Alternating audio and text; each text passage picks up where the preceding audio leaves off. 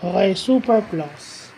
So, yung superfluous is an adjective meaning excessive, excess, too much, unnecessary, or in Tagalog, or in Filipino, sobra. Okay? Yan, lumalalim na naman yung ating English vocabulary, no? Superfluous. Ibig sabihin pala nun, sobra, excessive, too much, and unnecessary.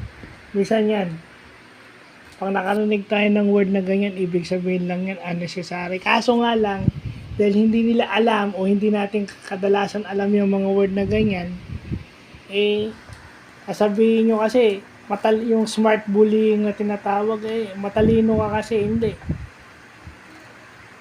At minsan kasi ginagamit na yung lawak ng vocabulary para makapang-asar. At doon sa ibang mga tao naman nakakarinig, ayaw tanggapin.